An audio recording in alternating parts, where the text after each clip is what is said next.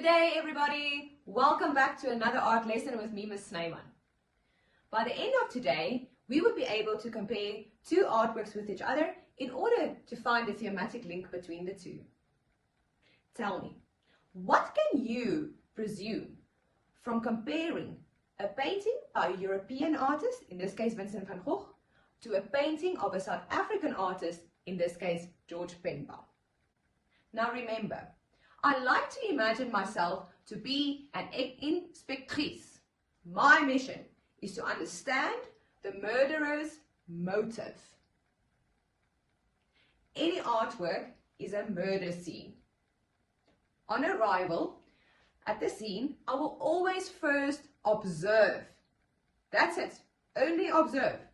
I need to find clues. The clues are the formal elements of art. An example: line, color, form, shape, value, and space. Once the clues has been identified, I can carefully inspect them and start asking questions: the what, the where, and the how. An example: what medium did the artist use to create this work? Where did they place the light? Where is the contrast relative to the color we are looking at? How is the composition arranged? What is the shape or the form of the artwork? The more I see, the more I know, and the more places I could go. And that brings me to the motive, to the why of the murder, of the artwork. Why did the artist create the artwork in a specific way? Why was the work created in a specific time in the world? Now, I can compile all the answers to the questions, and that will describe the theme of the artwork. With the usual case, it could be considered closed, but in this case, a serial event went down. Students, I will simply apply this investigation method that I just taught you to the second artwork. My findings can then be compared to the first artwork, and I will be able to state the similarities and differences between the two works. I can identify the link between the two works and the themes of these works by analyzing the artworks. So by applying this investigative method, I can see that here, in this painting by Vincent van Gogh, The Potato Eaters, painted in 1885 by the way, the dark colored theme and the palette describes an evening meal between 5 characters. The rough-edged kitchen table is very well lit with a single light hanging over the middle.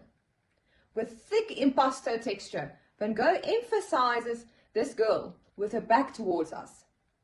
Her silhouette is highlighted by the steam coming from a plate of warm potatoes.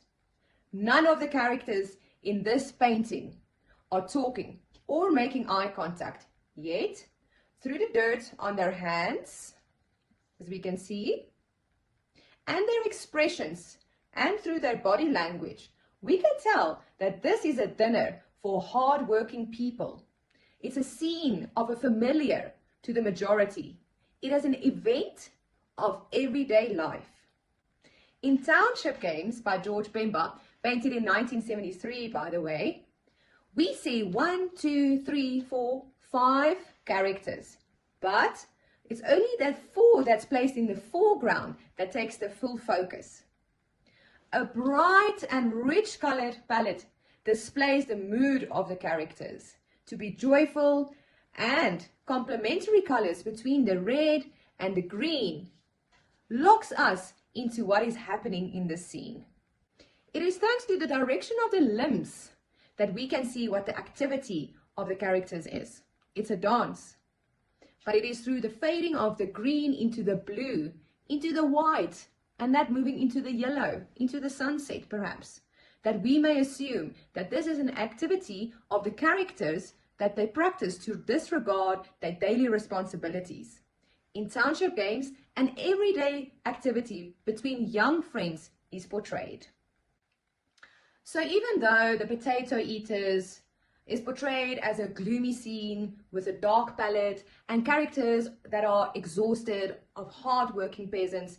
And Township Games is a painting that stands in direct contrast when it comes to color scheme with bright colors, and it depicts life and joy of games and the youth. Both paintings portray scenes of everyday life, activities of people in the real world.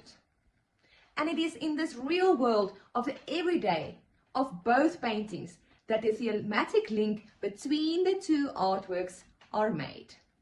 So now, students, please write down 3 formal differences and 3 formal similarities between these two paintings. And students, what is the thematic link between these two paintings? Thank you very much, everybody. I hope you've enjoyed this investigation, and if you have not found the answers, remember to never stop questioning, because curiosity has got its own right to existence, as Albert Einstein have said. Case closed!